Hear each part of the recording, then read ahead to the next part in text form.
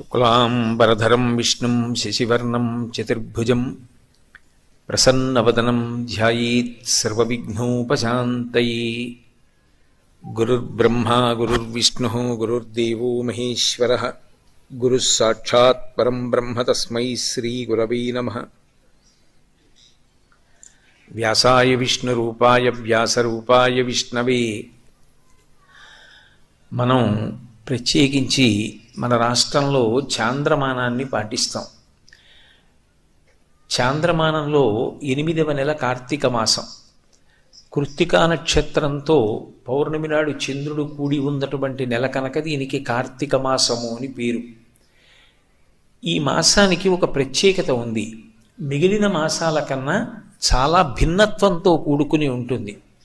ఎందుచేత అంటే ఈ మాసము కేవలముగా భగవదారాధన ఒక్కటే కాదు, ఇందులో మనుష్య సంబంధాలకి కూడా విశేషమైనటువంటి ప్రాధాన్యత ఉంటుంది. ఒక తల్లి తండ్రి కడుపున పుట్టినటువంటి అన్నదమ్ములు అక్క చెల్లెళ్ల మధ్య ఉండవలసినటువంటి అనుబంధాలకి పెద్దపీట వేసి కొన్ని ప్రత్యేకమైనటువంటి తిథులు ఈ నెలలో నడుస్తాయి. అలాగే మనకి ఉన్నటువంటి చాలా గొప్ప విశేషం ఏమి అంటే, పాము దగ్గర నుంచి ప్రతి జీవిలో కూడా భగవత్ తత్వాన్ని చూసి నమస్కరించడం అలవాటు. అలా ఈ మాసం దగ్గరికి వచ్చేటప్పటికి ప్రత్యేకంగా నాగుల్ని కూడా పూజ చేస్తారు. సరే, దీపానికి ఎనలేని ప్రఖ్యాతి. ఇది కాక వనభోజనాలు ప్రత్యేకంగా ఈ మాసంలోనే నడుస్తాయి. ఇన్ని విధాలుగా వైవిధ్యాన్ని సంతరించుకున్నటువంటి మాసం. గోపూజలు కూడా వీటన్నిటితో పాటుగా చాలా విశేషంగా జరిగేటటువంటి మాసం. శుక్లపక్షంలో ఒక తిథి, కృష్ణపక్షంలో ఒక తిథి ప్రత్యేకంగా గోపూజ కొరకు మాత్రమే ఏర్పాటు చేయబడినటువంటి తిథులు కలిగినటువంటి మాసం.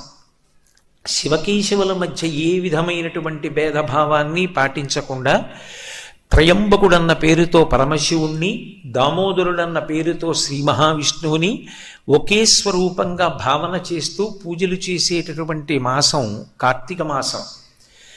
విశేషించి కార్తీక మాసానికి ఉండేటటువంటి లక్షణం, విశేషమైనటువంటి మంచు కురియదు. ఈ మాసం దాటిందనుకోండి శరదృతువు వెళ్ళిపోతుంది. ఎందుచేత అంటే ఆశ్వీజ మాసము కార్తీక మాసము ఈ రెండు శరదృతువు. శరదృతువు దాటిపోయింది అంటే హేమంత ఋతువు ప్రారంభమైపోతుంది. హేమంత ఋతువు ప్రారంభమైందంటే విశేషంగా మంచు పడడం మొదలవుతుంది.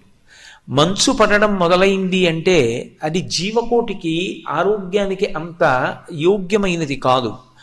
అందరూ బ్రాహ్మీ ముహూర్తంలో లేచి అనుష్ఠానం చెయ్యడం కూడా అంత తేలికైనటువంటి విశేషం కాదు.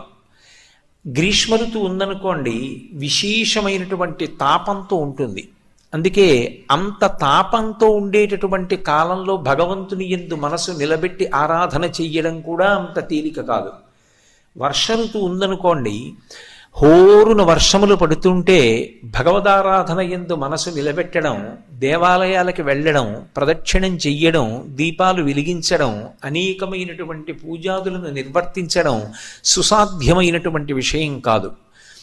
ప్రకృతి పరంగా ఆలోచించినప్పటికీ కూడా ఈ కార్తీక మాసంలో ఉన్నంత సౌలభ్యం, ఇప్పుడు ఉన్నటువంటి ఆనుకూల్యత మిగిలిన మాసములలో కనపడదు. ఇది శరదృతువైనటువంటి కారణం చేత పండు వెన్నెల కురుస్తూ ఉంటుంది. చంద్రుడు పరమ ఆహ్లాదకరంగా ప్రకాశిస్తూ ఉంటాడు. ఆకాశమంతా చిన్న తెల్లటి దూది పింజల వంటి మబ్బులతో నిండి ఉండి ప్రస్ఫుటమైనటువంటి కాంతి భూమి అంతటా కూడా ప్రసరించి ఉంటుంది. ఈ కాలంలో ప్రత్యేకించి రాత్రుల యొక్క నిడివి ఎక్కువగా ఉంటుంది, పగలు యొక్క నిడివి తక్కువగా ఉంటుంది. అందరూ కూడా ఉపాసన చెయ్యడానికి యోగ్యమైనటువంటి కాలం. మనకి ఋషులు దార్శనికులు. మనందరం కూడా ఋషులకు రుణపడిపోయాం. ఎందుకని అంటే ఋషులు కేవలం వాళ్ళు తరించడం కాదు, మనందరం కూడా తరించడానికి వీలుగా కాలాన్ని విభాగం చేసి మనకి అందించారు. అలా అందించినప్పుడు ఉపాసనని దృష్టిలో పెట్టుకుని జంతూణాం నరజన్మ దుర్లభం కనుక నరుడిగా జన్మించినటువంటి వ్యక్తి భగవంతుని ఉపాసన చేసి భగవంతుణ్ణి పొందడానికి యోగ్యమైనటువంటి విభూతి ఏ కాలమునందు బాగా ప్రస్ఫుటమై ప్రసరిస్తుందో అటువంటి కాలమును గణన చేసి ఒక సంవత్సరాన్ని ప్రమాణంగా చేసుకుని దాన్ని రెండుగా విభాగం చేశారు. ఒకటి దక్షిణాయనం, రెండవది ఉత్తరాయణం. దక్షిణాయన పుణ్యకాలము అంటాం. ఎందుచేత అంటే దక్షిణాయనం అంతా కూడా ఉపాసన సంబంధమై ఉంటుంది. ఉపాసన అన్న మాటకు అర్థం ఏమిటంటే దగ్గరగా కూర్చుండుట అని. దగ్గరగా కూర్చుండుట అంటే ఏదో భౌతికంగా దగ్గరగా కూర్చోవడం కాదు, మనసులో భగవంతుడి గురించి చింతన చెయ్యడానికి ఎక్కువ అవకాశం ఉన్నటువంటి సందర్భం. లోపల ఏ పని చేస్తున్నా భగవంతుడి గురించినటువంటి స్మరణ ఉండాలి. ఏది జరుగుతుండనివ్వండి అది భగవంతుడితో ముడిపడాలి. శంకర భగవత్పాదులు సౌందర్యలహరి చేస్తూ జపో జల్ప శిల్పం సకలమపి ముద్రా విరచన గతి ప్రాదక్షిణ్య క్రమణమశనా ద్యౌతి విధి ప్రణామ సంవీశ సుఖమఖిలమాత్మార్పణ దృశా సపర్యా పర్యాయస్తభవతు ఎన్నే విలసితం అంటారు. ఒక మాట మాట్లాడుతున్నాను అనుకోండి, ఈ మాట మాట్లాడడానికి కావలసినటువంటి స్వరపీఠిక ఏ ఇతర ప్రాణుల యందు లేదు. కానీ మనుష్య జన్మ ఎత్తినటువంటి నాకు మాత్రమే పరమేశ్వరుడు అనుగ్రహించాడు. నేను మాట్లాడేటటువంటి మాట అందరి మనసులకు శాంతి కల్పించేదై ఉండాలి తప్ప నేను మాట్లాడేటటువంటి మాట ఇతరుల యొక్క మనసుకు వ్యగ్రత కల్పించేది కాకుండుగాక. ఈ అనుగ్రహాన్ని నాకు పరదేవత ఇచ్చింది కాబట్టి దీన్ని నేను ఎప్పుడూ సద్వినియోగం చేసుకుంటాను అని మాట మాట్లాడే ముందు కానీ మాట మాట్లాడిన తర్వాత కానీ మాట యొక్క గొప్పతనాన్ని తెలుసుకుని ఆ మాట మాట్లాడగలిగినటువంటి ప్రాణి 84 లక్షల జీవరాశులలో నరుడొక్కడేనని, అటువంటి నరుడిగా జన్మని పొందడానికి నాకంటూ ఒక ప్రత్యేకమైన పుణ్యం ఉందని తెలియకపోయినా భగవంతుని యొక్క నిర్హేతుక కృపాకటాక్ష వీక్షణము చేత మాత్రమే ఈ నరజన్మ లభించిందని, అటువంటి జన్మలో నాకు పరమేశ్వరుడు స్వరపీటికి నిచ్చినందుకు కృతజ్ఞుడనై దాన్ని నేను దుర్వినియోగం చేయకుండా సర్వకాలముల యందు కూడా దాన్ని సద్వినియోగం చేసుకుంటానని, పరదేవత ఇచ్చినటువంటి ఆ వైభవాన్ని ఆమె అనుగ్రహం కొరకే ఉపయోగించుకుంటానని నిరంతరం భావన చెయ్యడానికి పూజామందిరంతో సందర్భం ఉండదు. ఎప్పుడూ పూజామందిరంలోనే కూర్చోవలసినటువంటి అవసరం ఉండదు. ఏ మాట మాట్లాడవలసిన అవసరం వచ్చినా ఆ మాట మాట్లాడడానికి శక్తినిచ్చినటువంటి పరదేవతని స్మరించి కృతజ్ఞతని ఆవిష్కరించడానికి మనసులో సంస్కృతి, ఆ ఆర్ద్రమైనటువంటి భావన ఉంటే చాలు. అదిగో అది ఉపాసన. ఏది చేస్తున్నా మనసులో భగవంతుడు స్మరణలోకి రావడం. పానీయంబులు త్రావుచున్ కుడుచుచున్ భాషించుచున్ హాసలీలా నిద్రాదులు చేయుచున్ తిరుగుచున్ లక్షించుచున్ సంతత శ్రీనారాయణ పాద పద్మయుగళీ చింతామృతాస్వాద సంధానుండై మరచన్ సురారిసుతుడే తద్విశ్వమున్ భూవరా అంటారు పోతన గారు భాగవతంలో. ప్రహ్లాదుడు ఏది పైకి చేస్తున్నా లోపల భగవంతుని యొక్క దర్శనాన్ని పొందుతూ పరమ ఆనందాన్ని పొందుతూ ఉండేవాడు. అలా ఉపాసన చెయ్యాలి అంటే మనసు నిలబడాలి. అన్నిటికన్నా ప్రధానం మనసు. అది ఇంద్రియములను యాంత్రీకరణ చేసి ఎక్కడికో వెళ్ళిపోతుంది. ఒక పూజ మొదలు పెట్టాననుకోండి, ఓం నిధనపతయే నమః అన్నప్పుడు ఉంటుంది, ఓం నిధనపతాంతికాయ నమః అనేటప్పటికి ఎక్కడికో వెళ్ళిపోతుంది.